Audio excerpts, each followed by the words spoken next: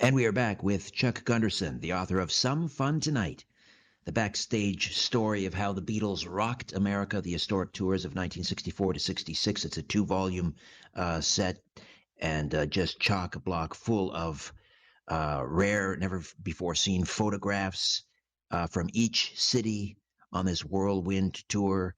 All these whirlwind tours.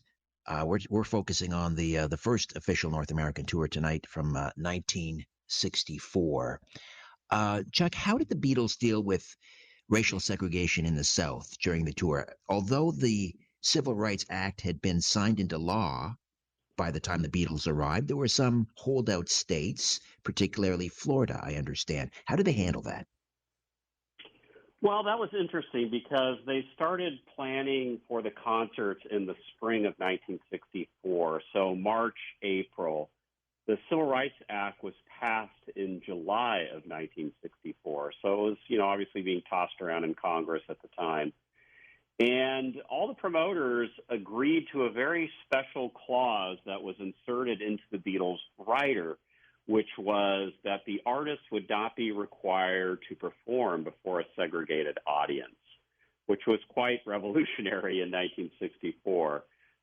There had been several artists before that were fighting for racial inclusion. Among them, Frank Sinatra, who wanted venues desegregated, wanted African American artists to be able to stay at the hotels that the white artists were staying at. But for a group from England to come over and demand that is quite special. They really never had to worry about that wherever else they played in the UK. And as a matter of fact, America was the only place they needed the rider, the clause in the rider inserted. So all the promoters knew about it before the Civil Rights Act had passed. However, there were some southern venues where Jim Crow laws, even after the Civil Rights Act was passed, were slowly erasing those Jim Crow laws. They were fighting against it. And Brian Epstein had checked off two places that he had wanted the Beatles to perform. One was in Montgomery, Alabama, and the other one was in Charlotte, North Carolina. And because these laws were beginning to slowly erase, there was just no way to probably have an integrated concert in Montgomery, Alabama, especially with a governor at the time named George Wallace, who famously said, segregation today, segregation forever. So they scrapped those concerts. They did perform a show in Jacksonville at the Gator Bowl, also in New Orleans and in Dallas, kind of southeast there. But as early as when the tour started, the second stop in Las Vegas, Nevada, the press asked, especially Paul McCartney, hey, we understand that the venue in Jacksonville may be segregated. Will you still perform the concert? And he just said, there's just no way. We're absolutely not going to perform there unless the venue is integrated. Now, the promoters knew that even before all the press hoopla came aboard, that show needed to be integrated. But there was quite a bit of press on that in terms of them facing venues that might have been segregated. But John Lennon famously said to the press, he said, if any of our venues are segregated, I would rather lose our appearance money. So they were all for that. But I think the person that probably doesn't get enough credit is Brian Epstein, because he was the one that really negotiated the contracts with General Artists Corporation in New York. He had the rider inserted. And it was really during a special time in history. Just when those Beatle concerts were being organized, there were other organizers in New York, black artists. There were articles that appeared in the New York Times during that time when black artists were wanting venues to be desegregated. So it was just kind of this special time when everything was happening. The Beatles were a great supporter and forerunner of that. Were there any black artists that were their opening acts? Yes. The Exciters were a black group from Jamaica, Queens, the girl group. They did add Herb Rooney in that concert tour, who was married to the lead singer.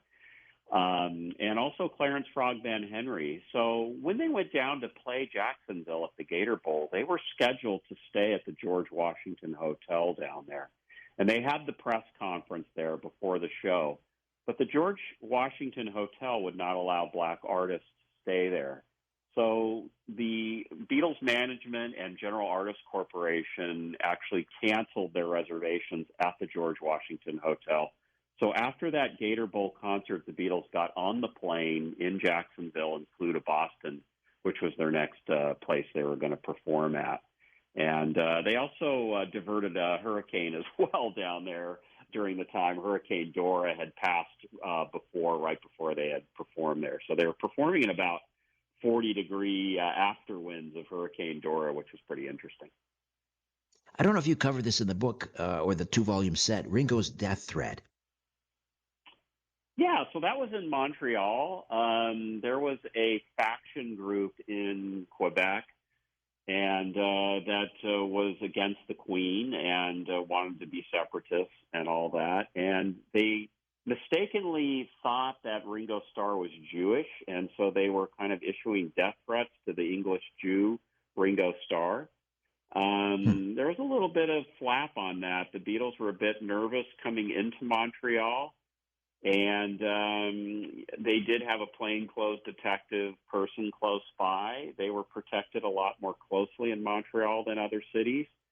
And, it was a serious threat that they had to deal with. What about blackmail? They were subjected to some blackmail plots as well. Can you tell me about those? Yeah, so the blackmail plots were as early as the second stop in Las Vegas, Nevada. Some girls had gotten up into their rooms that were kind of organized by one of their mothers. And, of course, the mother went to the hotel desk and said, look, my daughters are up there in the Beatles' rooms, and I don't know what's going on. And it was obviously a blackmail plot in trying to exert some money from them. But they did have that many times. There were bomb threats along the way. They had to clear the venue out before they could come in.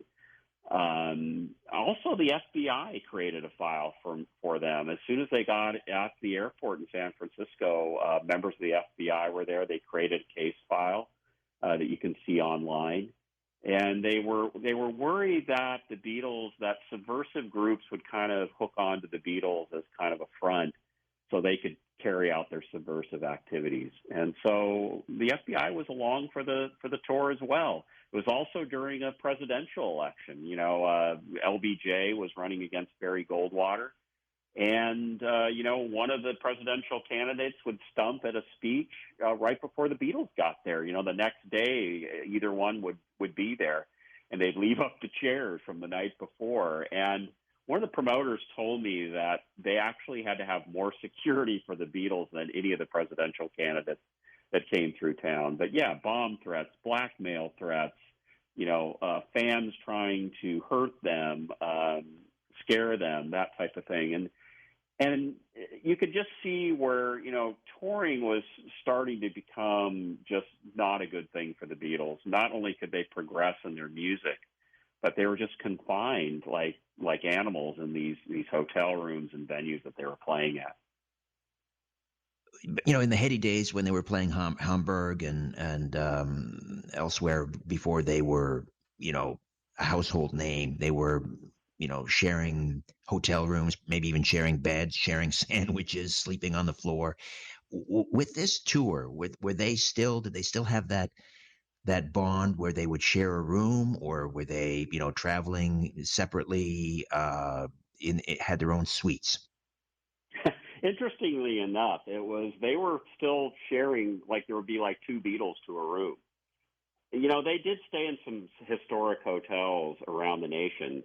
They wanted to stay at the Ambassador Hotel where Senator Kennedy was assassinated in, but the ambassador said, no, we're not going to have them here. They're going to, kids are going to rip up the lobby, and so they had to rent a house in Bel Air. And they did that on each LA stop. They figured, forget the hotel, we're just going to rent a movie star's house up in the Hollywood Hills or something. But they would stay in some nice places, but they also stayed in some pretty suspect places, I would say. In Indianapolis, they stayed at the Indianapolis, Motor Speedway Inn, which was basically a glorified motel. When they went down to New Orleans, they stayed at the Congress Inn, which was basically a motel kind of travel court for those old-time Americans that remember that. You'd pull your car into the parking lot, and the motel would be kind of an L shape, single story, just drive right up to your room. So how they ever protected those, I'll never know, but they probably had to have police there from the minute they arrived till the minute they left. So they kind of got a taste of all America. They stayed in some historic hotels like the Brown Palace in Denver and the Delmonico in New York, the Warwick in New York, the Madison in Boston. So, that was kind of fun for them to see, although they weren't able to get out and explore any of the cities or their culture of the culture of that city. They seem to like Toronto, and of course, I'm living just north of Toronto, so I have to note this. Is that the only city that they played on every tour, 64 through 66? Yeah, so Toronto has they are the city that has had the Beatles on the stage the most in North America. So they performed there 6 times. Twice each time they came in 64, 65, and 66. They would do 2 shows a day at the old Maple Leaf Gardens. And, Maple Leaf Gardens was old at the time, even when they were there in 1964. So you can imagine how bad the sound must have been in there. And, of course, it was, run by Harold Ballard, who was, very famous in terms of, being very cheap and demanding and, raising the prices of food items and things like that when the Beatles were there. But yeah, Toronto is the city is the most graced city in North America, where the Beatles played the most. And why is that? Did they have a particular? I mean, is that something that they asked for? Did they have a particular fondness for Toronto? What was it about the city? I think it was just the likely city to go in Canada when you're touring the eastern seaboard of the United States. You're going to go up to Toronto because it's pretty close to Detroit. So, and they played Detroit in 1964 and 1966. So you're just going to go over and hop over to Toronto. But they did play Montreal in 1964, and they did play Vancouver in 1964 as well at the old Empire Stadium. Did they stay at the King Edward Hotel each time in Toronto? They did, yeah. The King Edward had them there all 3 times, and the King Edward is famous for their Beatle lore there, and especially with John Lennon as well. Do you happen to remember the suite they stayed at? I do not. I might have had it in the book, but I do have some room numbers. And then the very back of the book, at least when the book was published, I had given an updated version of every hotel they stayed at and every venue they performed and its current status, if it's still standing, if it was demolished. And then usually in the chapters, if I can find them, I will have the room numbers. Like I did in Denver, like I said at the beginning of the show, I was able to stay in the exact room number that the Beatles stayed in. Now, the room is configured a little bit differently, but it was the exact space they were in. You could go to the Edgewater Hotel today in in Seattle, and stay in their room and take your fishing pole and fish out the window like the Beatles did for the photo shoot that I presented in the book. Yeah, there's a great picture of that. Share another favorite photo of yours in the book. Oh gosh, there's just so many. I think one of them that I really like is of them coming on stage in Cincinnati, and they're coming out of like the dugout at Crosley Field. And it's a shot of them where you just see their backs and their long hair and their suits, and all these fans like coming right on top of them. And then inside the fans and the Beatles are all these police officers with billy clubs,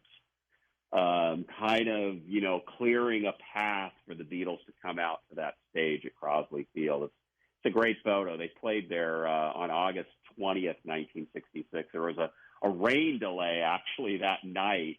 They couldn't get them on stage. The Beatles had to stay overnight in Cincinnati and come back the next day at noon to perform that gig. Can you imagine the Beatles getting up that early to go over and perform a gig at noon in Cincinnati in the summertime? It must have been pretty Wow. crazy. Then that night, they got on an airplane and performed another show in St. Louis that same night.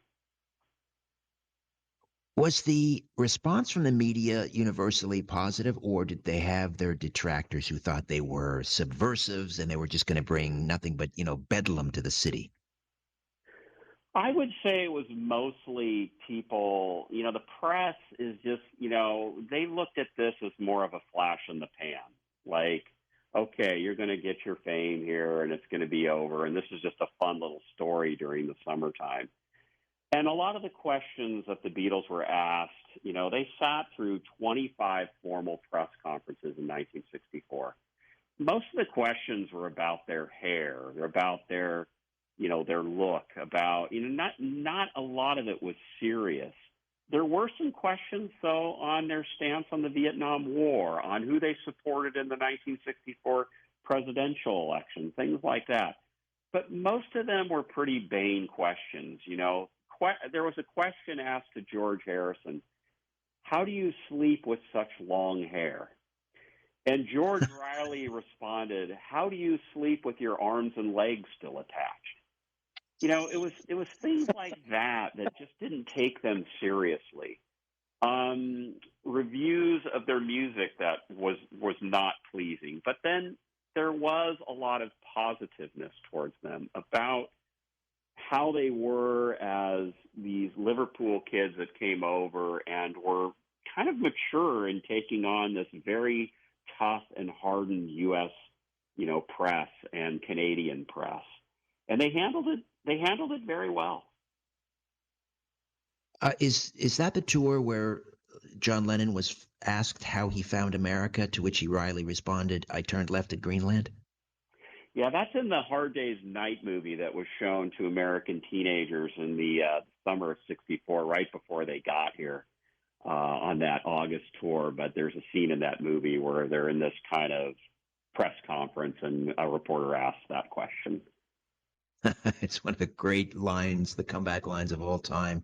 All right, back with more of my conversation with Chuck Gunderson, having some fun tonight, and also your calls, your questions, comments, as we relive Beatlemania right here on Coast to Coast AM. Stay with us.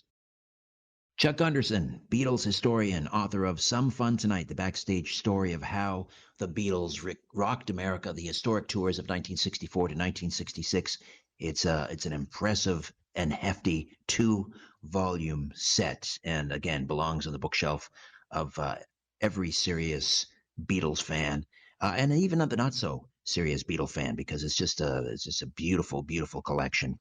What kind of which celebrities showed up to see the Beatles, to speak with the Beatles at either the concert venues or the hotels? Well, there were a few in different cities.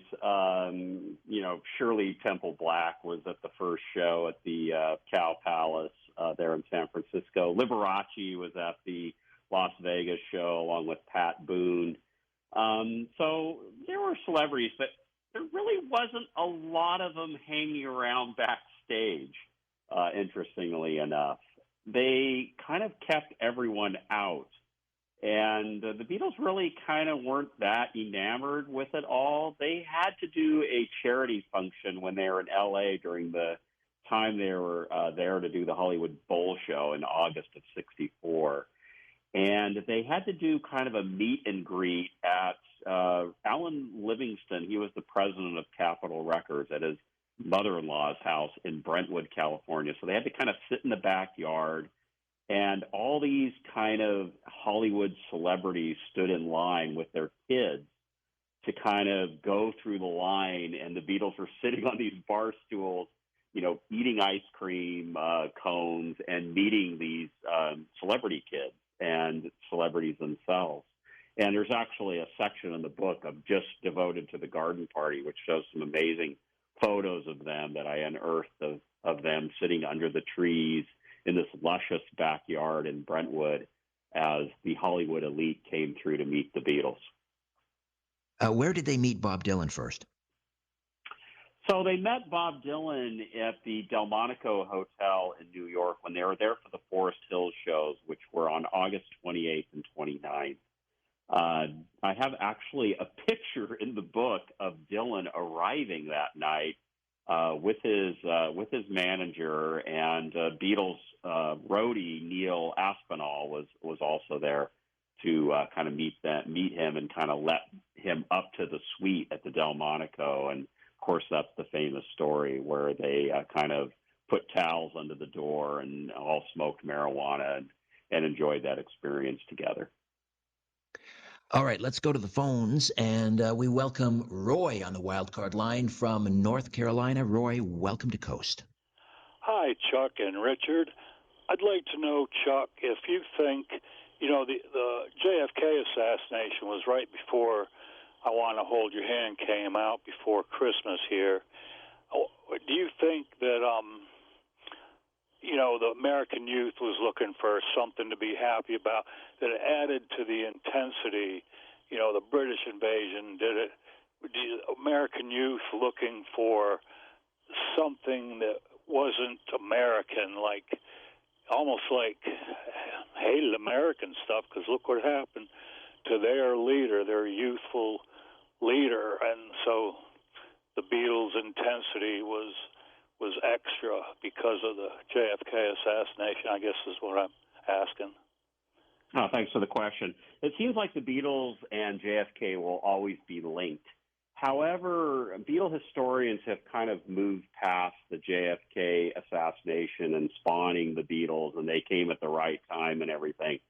Most historians agree now that American teenagers were pretty much over the assassination by December. They were looking to other things. Obviously, adults were still shocked by it and things like that. But I think they were looking to the next thing that they could latch onto, as American teenagers do. They're always looking for that, aren't they? And so I Want to Hold Your Hand came out right at the right time. It's kind of interesting because music was kind of just not really going anywhere at that time. Obviously, there was the Beach Boys in the West, Dylan in the East, Motown in Detroit. But it was somewhat fractured, a lot of teen idol-driven kind of stuff. I mean, the number one song in America in December of 1963, right before the Beatles came, was Dominique by the Singing Nun. Just not a lot of excitement in the air. So the Beatles did come along at the right time in February, having that number one hit with I Want to Hold Your Hand, and it kind of just took off from there. Thank you for the call, Roy. Let's say hi to Jim in Delaware. Jim, welcome to Coast. Hey, Richard. Yeah, I was telling Tommy there was a guy on last Friday about the Rolling Stones. Now you got the Beatles this Friday. Perfect. Anyway, great.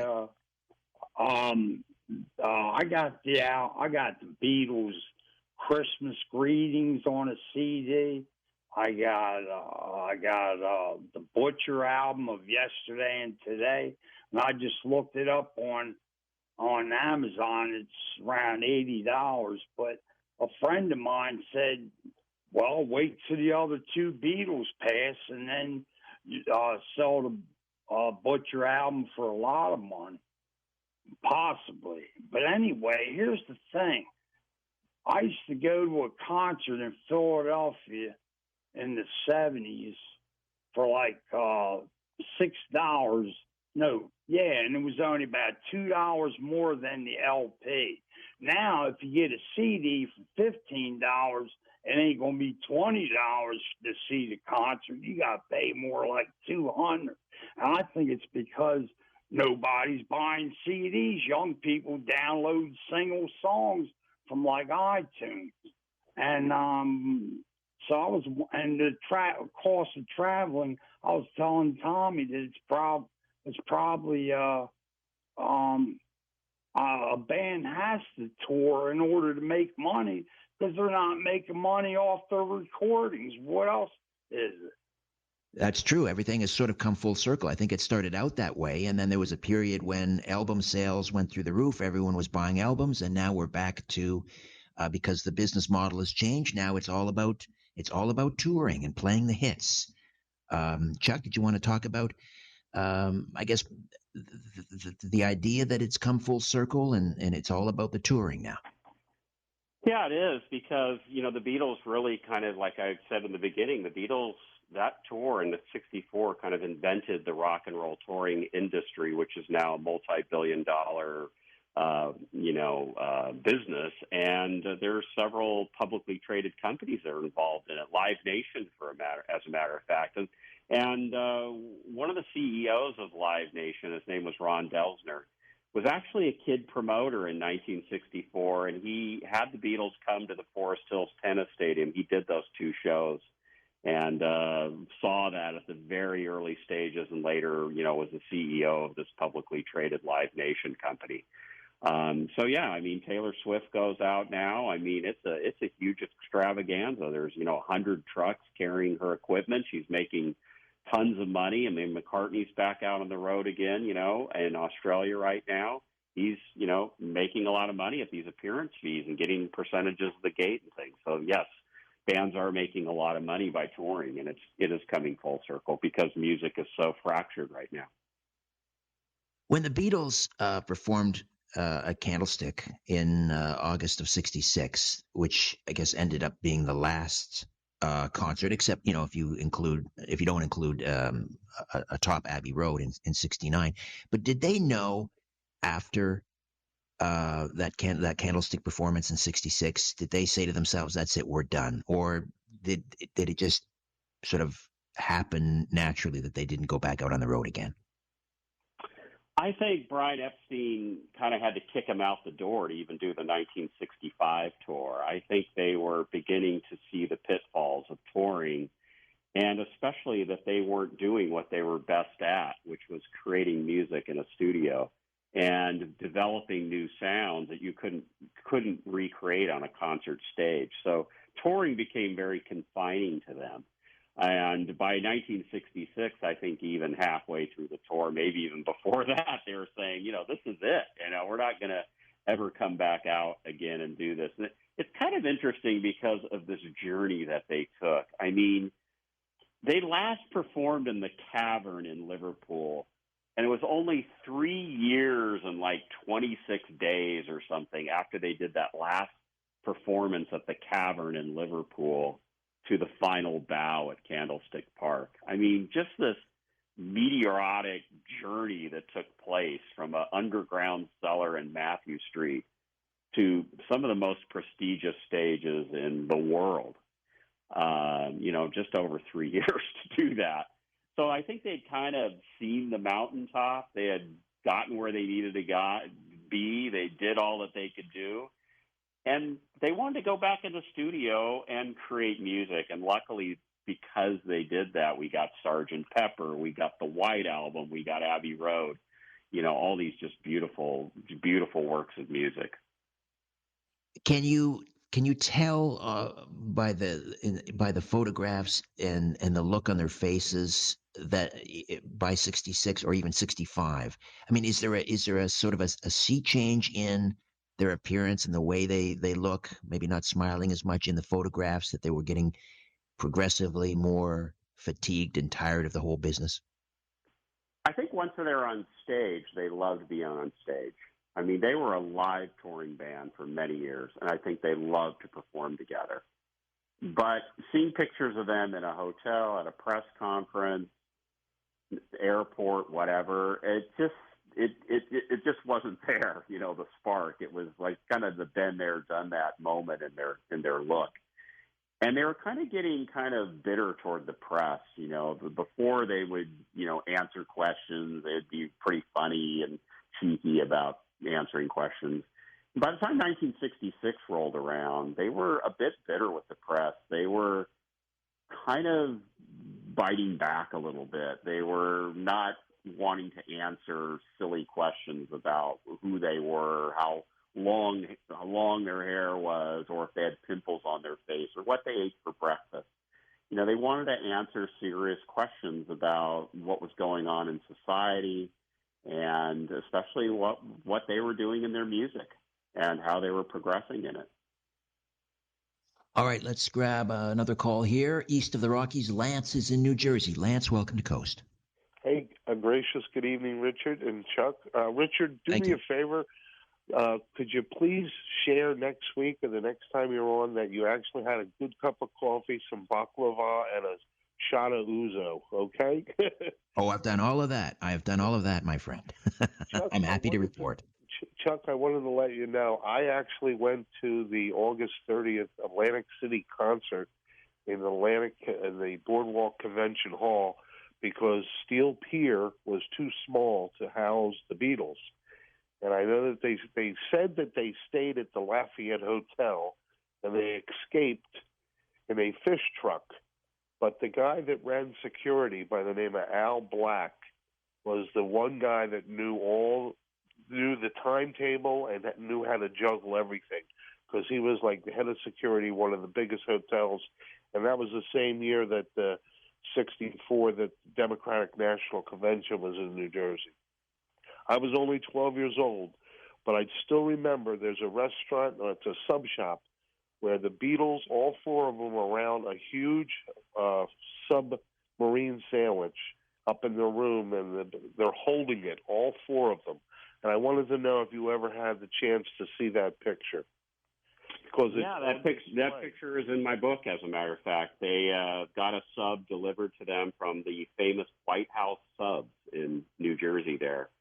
And, yes, Steel Pier did do that show.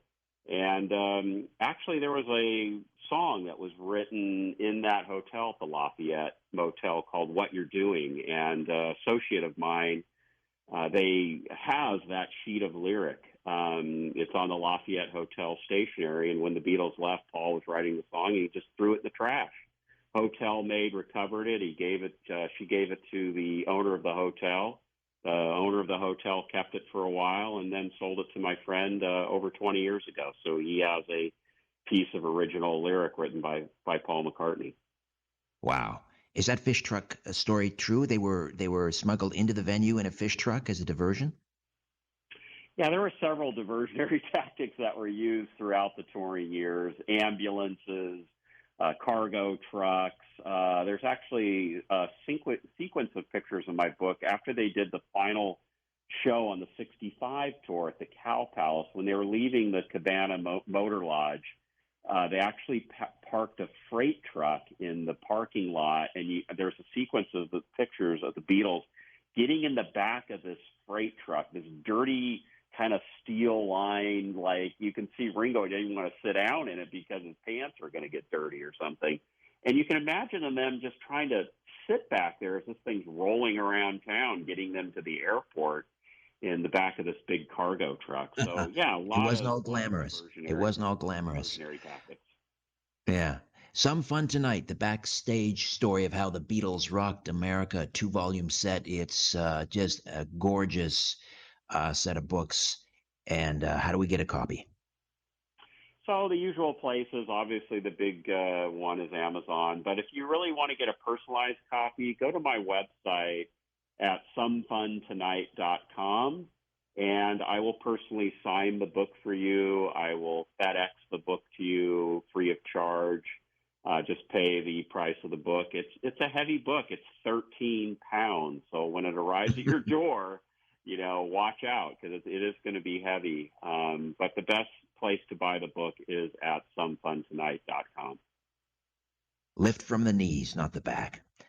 Chuck Gunderson, always a pleasure. Thank you. All right, when we come back, open lines right here on Coast to Coast AM.